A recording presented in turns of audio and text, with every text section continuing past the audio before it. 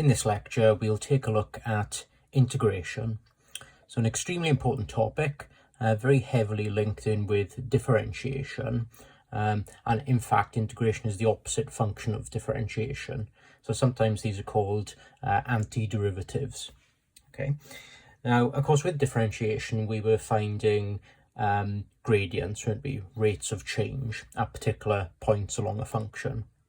With integration, what we are doing is we are finding areas under curves. Okay, so there's a couple of ways we can find areas under curves, of course. So say we've got some functions here.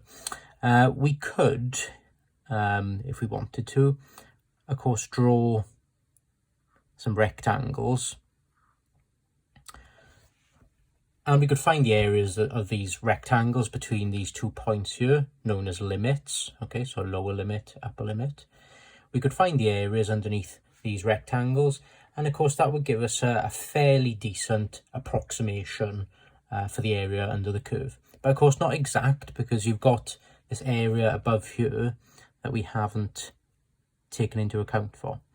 Okay, so it will only be an approximation. It won't be an exact area. And there's a couple of ways that we could improve this. One way, for example, is to draw trapeziums. So there's something called the trapezium rule, which you've probably heard of. And this is where we have very similar shapes, but if you notice, the top here is slightly slanted. And this is what a trapezium is, of course. And in doing so, then we get even closer to the actual function. Okay, so there's less gap here, so these red parts here, there's less gap there, meaning that we're getting a more accurate approximation. There's also something called Simpson's rule, where, for example, if we've got a function, we're finding the area between A and B. This uses what we call parabolic tops. Okay, so if you can imagine these points here along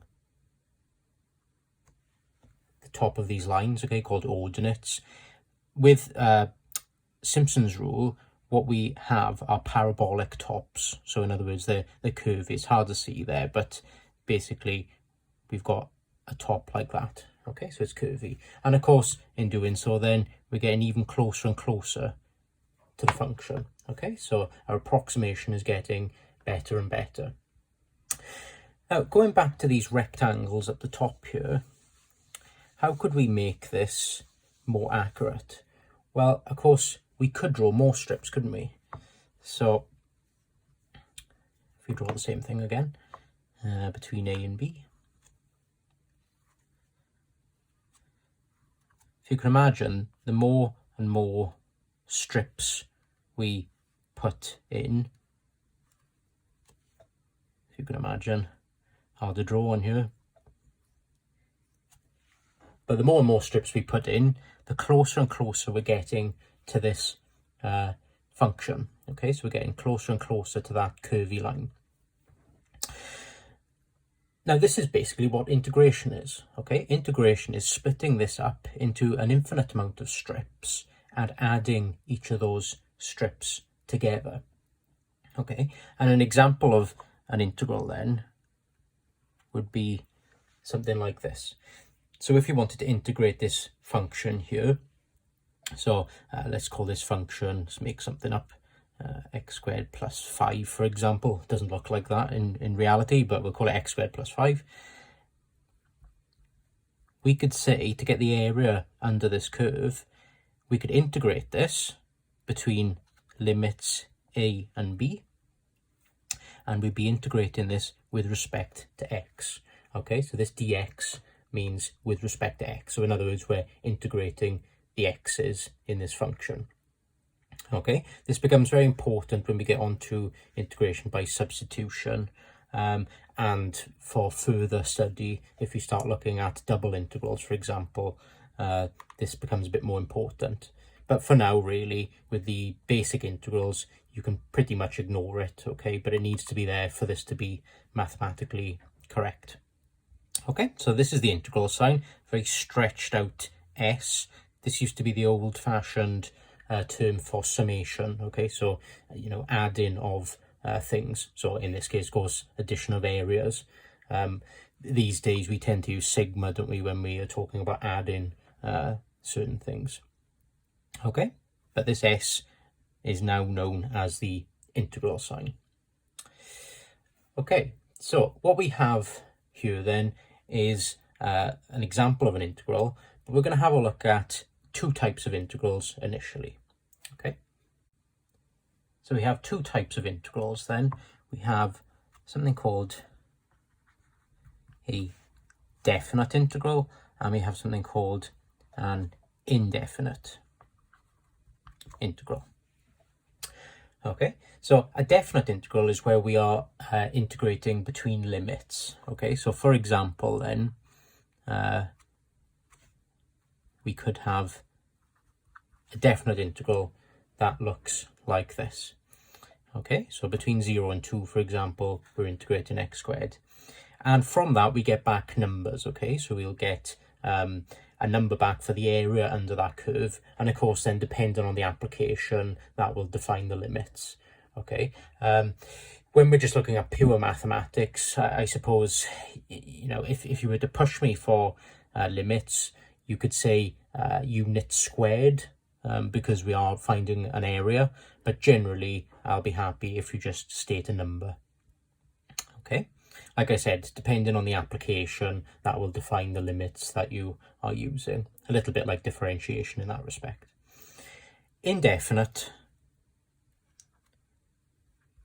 integrals look a little bit like this. Okay, so we don't have any limits, and what we get back from an indefinite integral is algebra. Okay, so this is where we're using integration more as a function rather than an application to actually find something. And the important thing to know between these two then is that with definite integrals, we do not need a plus c on the end. Okay, so with definite integrals, we do not need a plus c on the end. With indefinite integrals, you can probably guess, we need a plus c on the end. Okay, now what this plus c is here is what we call a integration constant.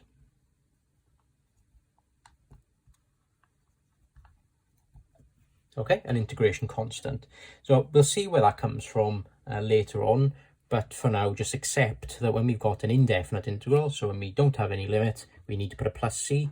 When we have a definite integral, we do not need to have a plus c. So I'll also show you later on why we end up not needing a plus c. Okay, so let's see then. Let's start off with indefinite integrals because these are a bit more quicker to get through. The definite ones are a bit more long-winded. Okay, and of course you'll see that you need to be able to do indefinite integration before you can attempt to do indefinite integration. So what we'll do is we'll take a look at all of the different types of functions that we could be asked to integrate. Now the most important one we'll start off with is the integration of x to the power n, okay, where n is any number. There is a caveat to that that we'll see later on when we've got n as -1.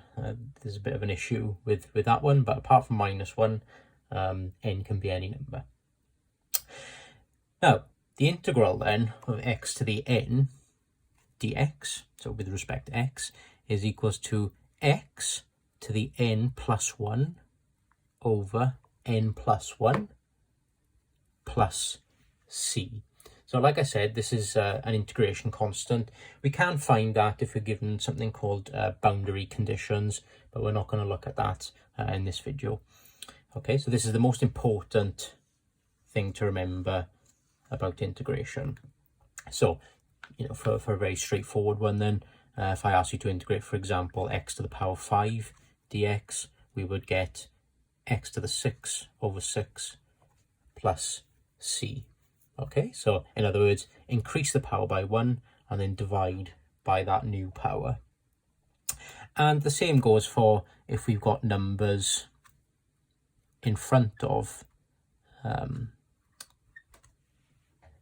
the x function, okay, so the x variable. So if you've got a coefficient in front like this, it's very similar now to when we were doing differentiation. Okay, so we can pretty much ignore this 3, okay, we're integrating the x part of this. So the answer is going to be 3 multiplied by whatever this is integrated. So x to the 5, increase the power by 1, divide by the power plus c. There is a little trick that you can do when you've got coefficients here in front of an x function. So this is particularly useful for when we're integrating trigonometric functions, we'll see later on.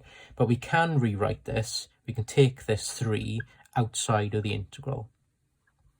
Okay, and this becomes very important also when we start looking at integration that involve logarithms, okay, fractions and logarithms. Now, what we can do, same thing, of course, x to the 5 over 5, when we integrate this, multiplied by the 3 on the outside. So this basically means 3 multiplied by the integral of x to the 4. So pretty much exactly the same as what we were doing here, but we'll see that for some of the more complicated ones, this can make the integral look a bit easier. Okay, so of course you get the same answer, and remember, plus c on the end. Another important one that we need to have a look at is the integral of a number. So for example, 2 dx. So a common mistake people make with this is comparing it to differentiation. Of course, when we differentiate a constant, it becomes 0, doesn't it? Because the gradient of, for example, y equals 2 would be 0, a horizontal line. Slightly different with integration. What you've got to remember is whenever we have the integral of a constant, we always end up with that number multiplied by whichever variable, we are integrating with respect to. Okay, so for example, then we're integrating this with respect to x, so we end up with 2x. So this is, at the moment, this is the only time really we need to worry about this dx. I mean, for example, now if we were integrating with respect to t, so you see that quite often, of course, when you're applying this to engineering science, for example, integrating something with respect to time, we'd end up with 2t plus c. Okay. Now, why do we just multiply this by the variable that we're integrating with respect to? Well, of course, we could write this 2 here as 2x to the 0. Yes, because, of course, x to the power 0 is just 1. So what we've essentially got here is the same as this. We've just got a 2 on its own. And, of course, if we were to integrate this normally, then remember what we do is we increase the power by 1 and then divide by the power. Yeah, and of course x to the power 1 is just x, and if you divide anything by 1, it doesn't affect what's on top of the fraction, so we end up with 2x plus c. Okay, so this is the reason why algebraically you can just multiply it by this variable. Okay, much quicker way of remembering it. Another example then, so for example here now we've got separate terms. And just like with differentiation, this is what we're looking for, okay? We're looking for separate terms, so we can essentially then integrate these separately, just like we could do with differentiation. Okay, so I'll probably be comparing this to differentiation quite a lot and mentioning just like differentiation in a lot of the videos I'm doing for integration. So yeah, apologies in advance for that. So let's integrate these separately then. So we've got x to the 8 over 8, so increase the power by 1, divide by the power, 3x cubed over 3, minus, of course we've got x to the power 1 here, so this is going to be x squared over 2, plus x, so remember we multiply that by the variable we're integrating with respect to, so we've got 1x plus c. And if we want to tidy this up slightly, these 3's will cancel here. and we get x to the 8 over 8 plus x cubed minus x squared over 2 plus x plus c.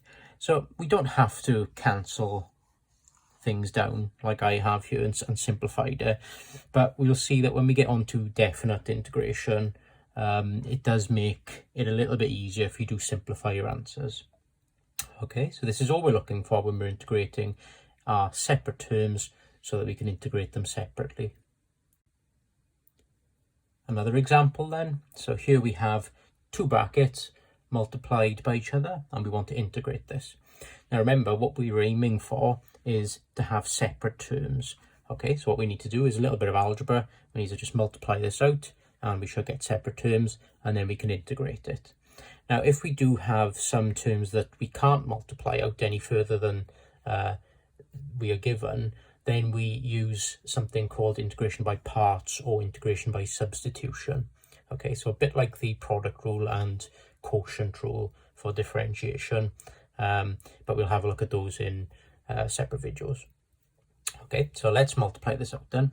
And of course we keep the integral sign there. Quite a common mistake I see is people will multiply this out, get rid of the integral sign and just assume they've done something so that they've integrated and that's the answer. Okay, but remember, we don't take this integral sign away until we've integrated. So let's multiply this out then. So what we got, 2x squared plus 2x plus 3x plus 3 dx. Group these terms together.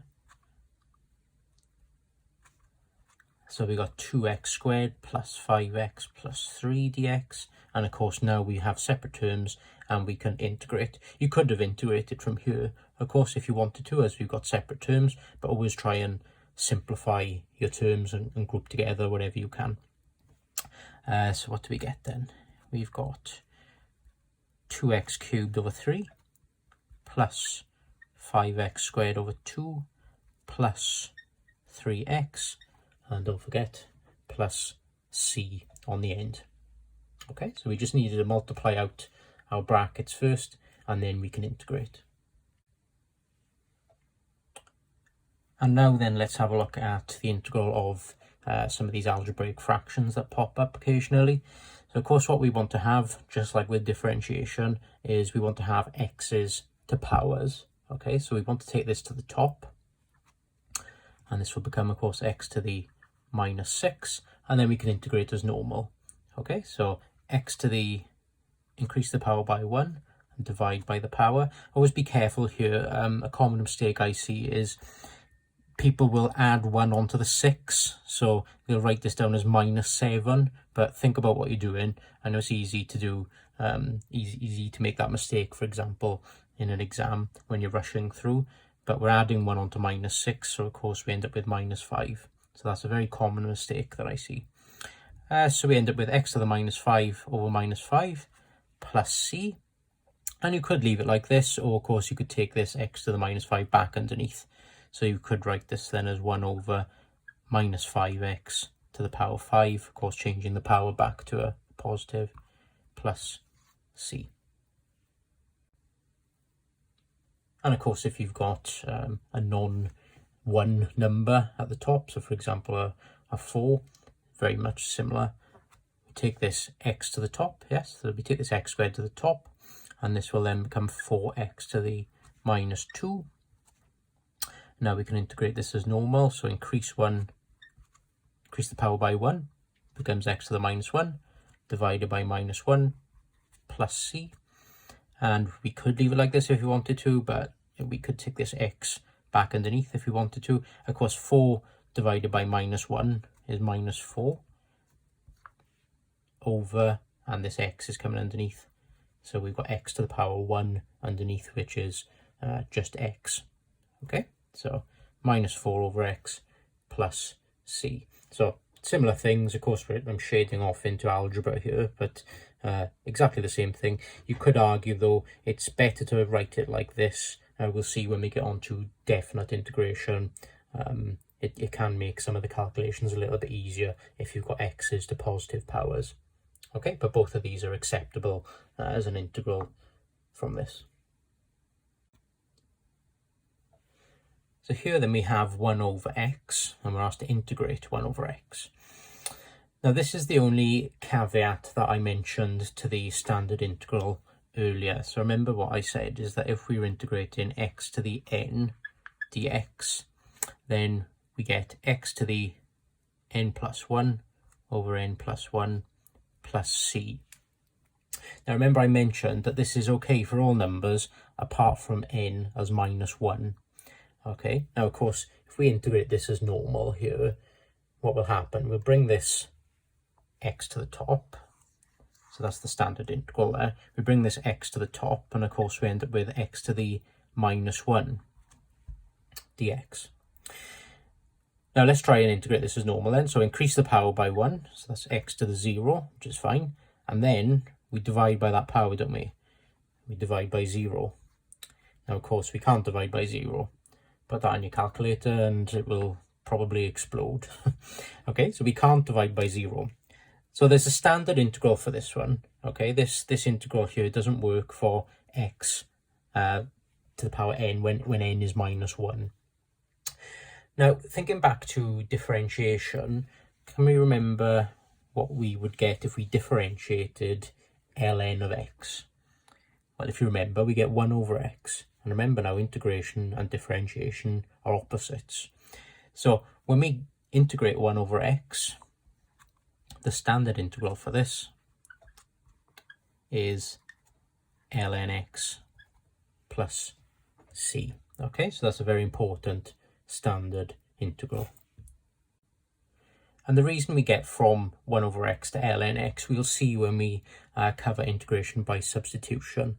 Okay, so it's very important to remember when we do get onto that part of integration that the integral of 1 over x is ln x. So there's a nice little trick that we'll see that whenever if you differentiate the bottom and get the top of a fraction, the answer is ln of the bottom. Okay, so if you remember, if you differentiate x, you get 1, and that is what we've got on the top. Therefore, the answer is ln of the bottom. Okay, very important for when we get on to algebraic fractions and the integrals of algebraic fractions, where we've got a lot more complicated terms on the bottom. Okay.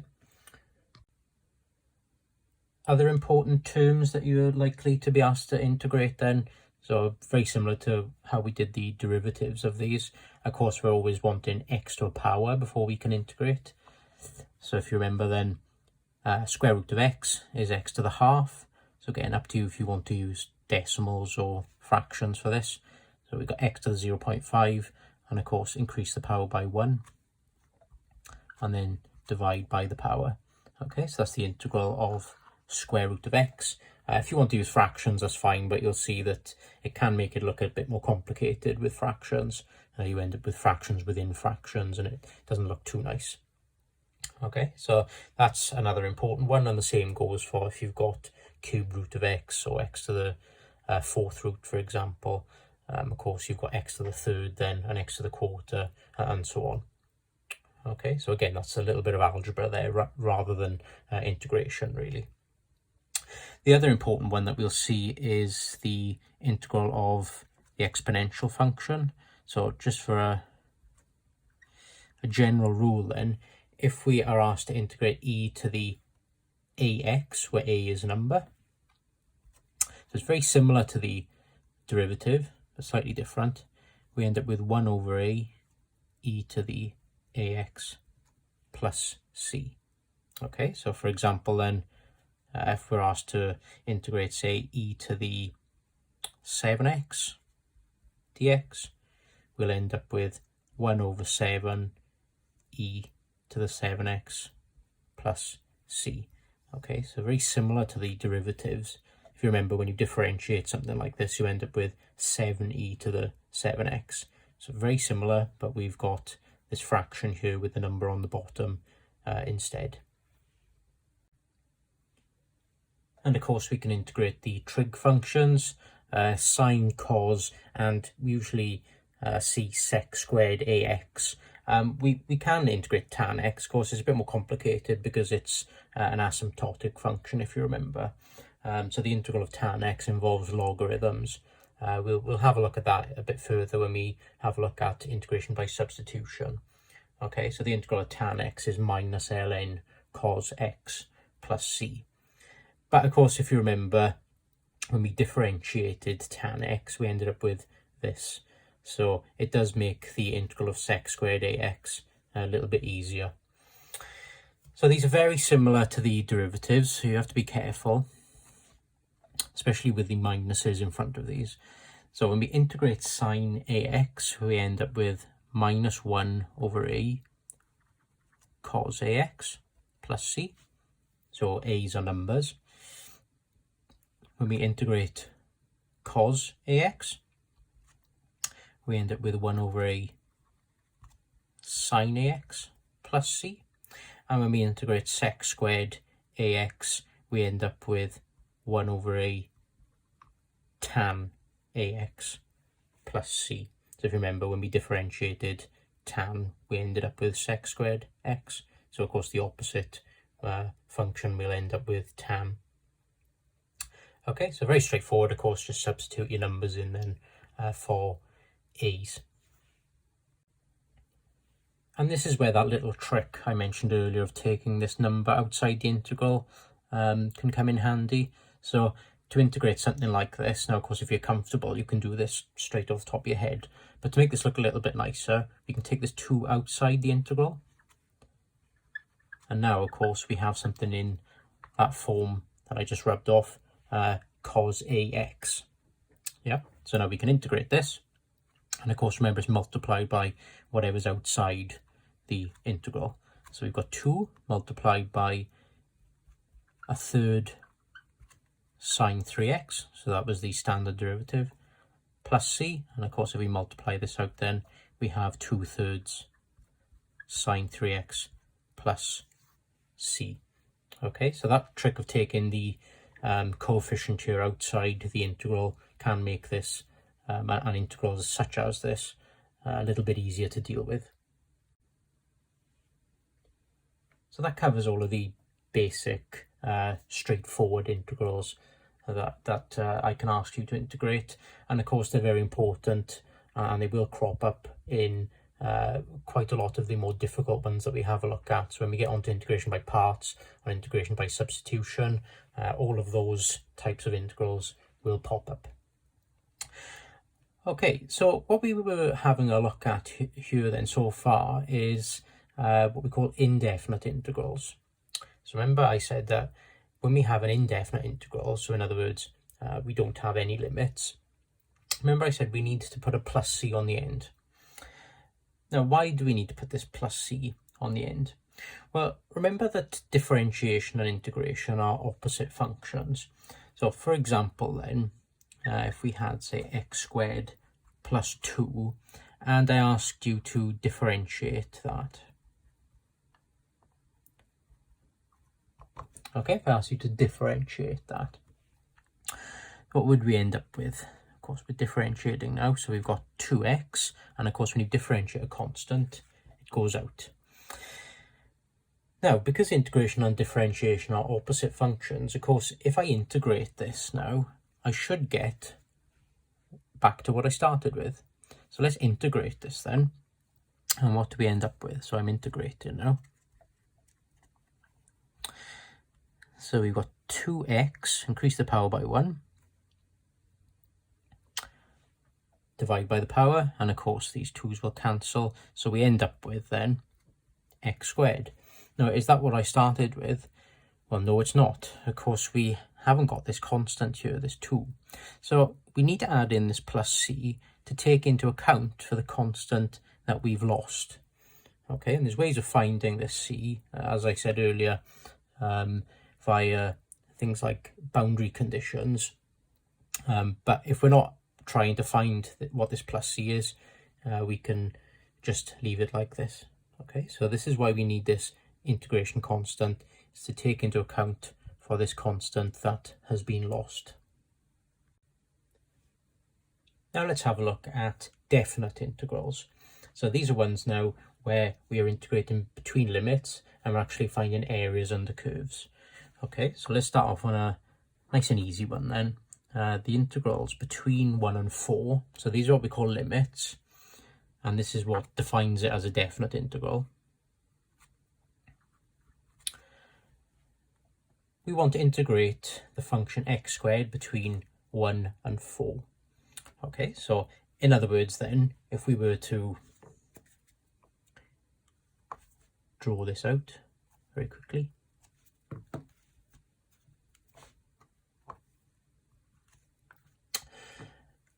X squared then looks a little bit like that, badly drawn. We want to find this area here. Okay, so that's the area between 1 and 4. Now remember what I said, with definite integrals, we don't need to put this plus c in. I'm going to put it in for this first example to show you why you end up not needing it. But in future, when you integrate definite integrals, we don't put a plus c in.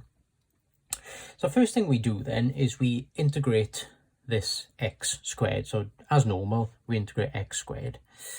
So what's that then? X cubed over 3 plus c. So remember what I said, normally we won't need this plus c here, but I just want to show you why we end up not needing it.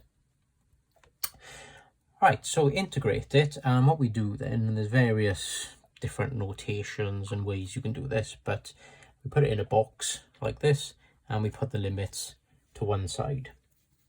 Okay, now what we do is we substitute our limits into this integral here.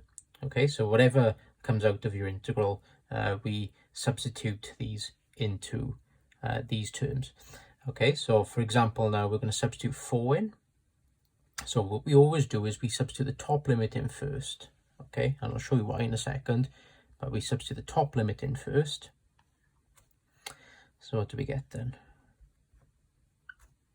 4 cubed over 3 plus c. So this is why it was important to simplify your integral answer, as I mentioned earlier, because when we're substituting numbers into this now, the simpler the terms are, of course, the easier it'll be to work out what these numbers will be.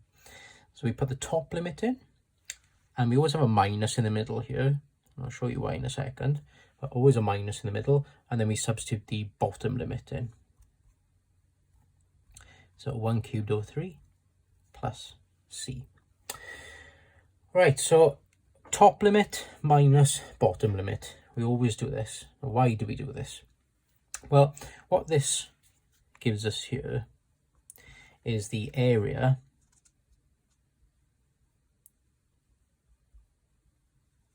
between 0 and 4. Okay, so this gives us the area between 0 and 4. This gives us the area between 0 and 1. So going back to our graph at the top here, can you see that to find the area that we're actually being asked for, what we're doing is we're finding this area first, so the area between 0 and 4. We're finding this area here, the area between 0 and 1. And of course, if I take this area away from this area, it will leave us then with the area that we want. Yeah, so the area between 1 and 4. So it's always top limit minus the bottom limit. And of course, sometimes we can end up having negative numbers in here. And of course, then the square brackets work in any, the same as any other normal brackets. And of course, you'd have double negatives, and you can end up then having a plus there. Okay, so we tend to use these square brackets because quite often, and especially when you've got more complicated integrals, you've got quite a lot of curvy brackets inside as well. So rather than having loads of brackets within brackets that look the same, it's easier if you just use square brackets. Okay, so all we need to do then is work these numbers out. Quite a nice and easy one for this one. So 4 cubed then is 64. So we've got 64 over 3 plus c minus, and of course we've just got a third plus c. And like I said, then this minus is applied to everything inside this bracket, so just like a normal bracket. So you've got 64 over 3 plus c minus a third minus c. And can you see what's going to happen now to these c's? They're going to cancel, okay? And that will happen every single time. So in future then, when we integrate between limits with a definite integral, we don't need to put this plus c in there, okay? So this is the reason why they'll always end up cancelling. So 64 over 3 then is 21.33. 1 over 3 is 0.33. So we get our area then as 21. Okay, so like I said earlier, in terms of units, I guess because we're finding an area here, we could say units squared. But of course, it all depends on the application. Okay, so that will define the limits, just like with the differentiation that we were doing. Okay, so always with definite integrals, integrate your function, substitute the top limit in, minus, then substitute the bottom limit in, and we should get a number at the end. Let's try another fairly straightforward example then. So we've got a definite integral here. We're integrating between 2 and 5 limits. So first of all, let's integrate.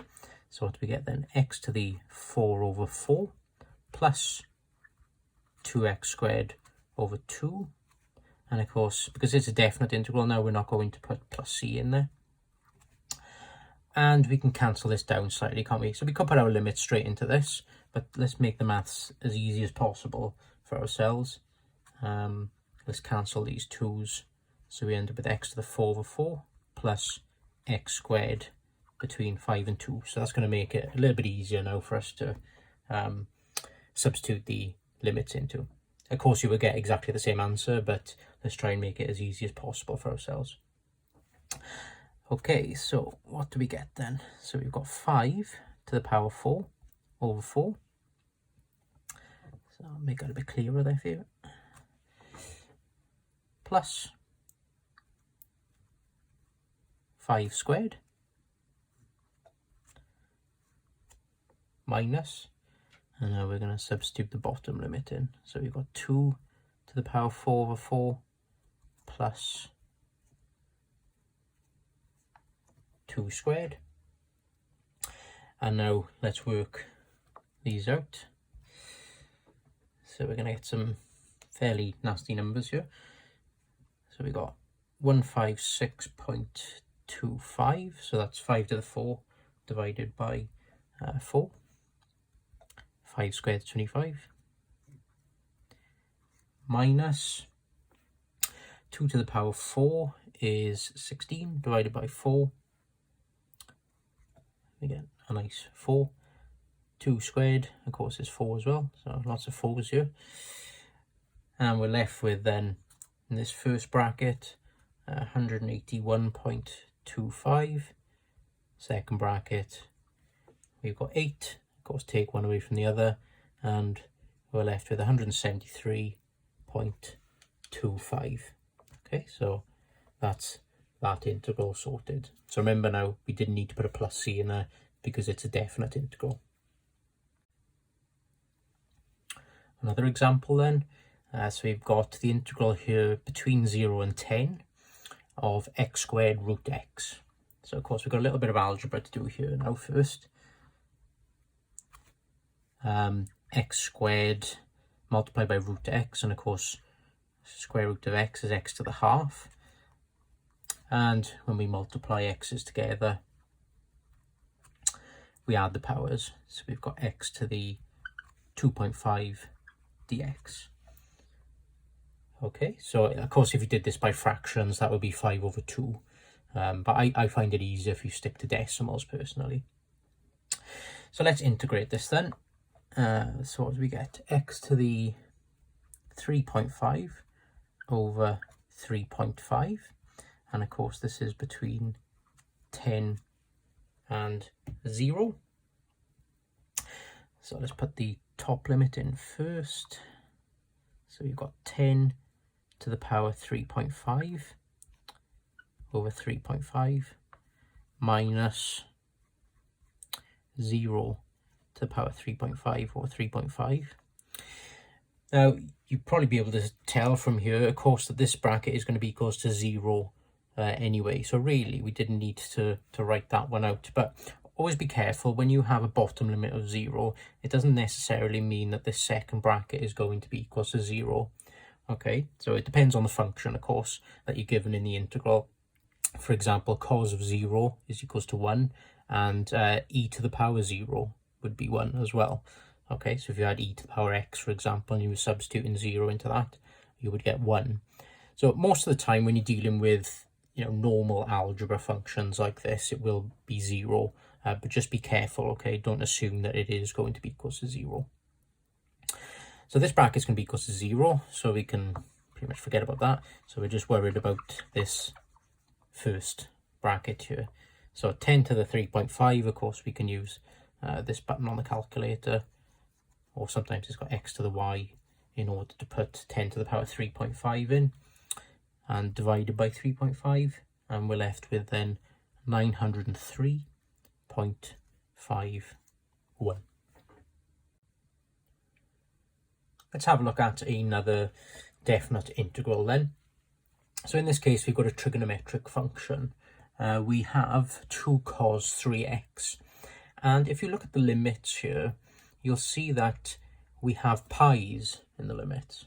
Okay. Now, quite often when we're integrating trigonometric functions, we are given our limits as radians. Okay, so in radians rather than degrees.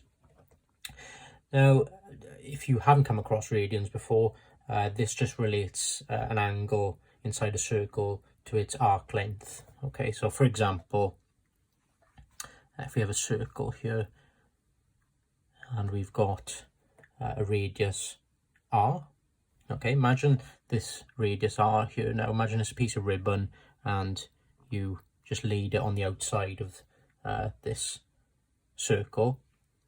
That then would be 1 radian. Okay, so here is 1 radian. And in 360 degrees, we have 2 pi radians. Okay, so 2 times pi is 6.28. So if you can imagine 6 of these slices here, or 6.28 to be exact, of them, if you laid them all around here, like slices of a pizza, you'd end up with 6.28 to make up the full 360 degrees. Okay, so this is what a radian is, which isn't so important really to be able to solve these or to integrate these. But the thing that you do really need to be aware of is on your calculator, you need to be in radians mode. So I'm not sure if you can see on here, but at the moment I have a little letter D at the top. This means I'm in degrees mode. Okay, so what we need to do, and of course calculators will vary, but if you go into the setup, so shift and setup on mine, we need to go into rad mode. Okay, so this will then give us a little r at the top here, and this means when we substitute these limits in to this function, it will take them correctly, okay, rather than taking them in degrees. The other option, of course, is to change the limits into degrees in the first place, but this is a bit easier. Okay, so let's integrate this then. So remember, what we could do is we could take this 2 outside the integral to make this a little bit easier. So I won't put the limits on there for now, just so that it's a bit clearer for us. And we integrate this then, of course, as 2 multiplied by the integral of this, which is a third sine 3x. So we've got 2 over 3 sine 3x, and this is between 3 pi over 2 and pi over 2. Okay, so they were our original limits. Right, so if I just clear this off.